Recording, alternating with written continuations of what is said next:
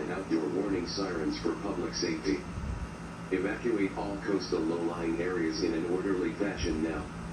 Comply with all government law enforcement, first responders, and emergency management officials. Monitor local media.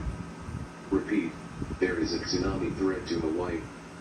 The first wave to reach the islands is estimated at 7:10 p.m. Hawaii Standard Time.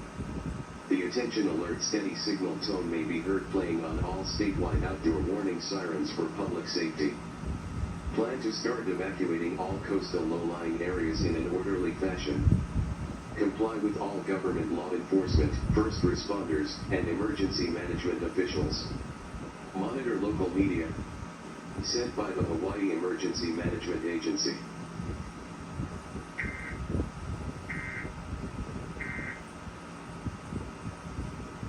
Clarify and kind of give deeper details to what a 6-foot wave means.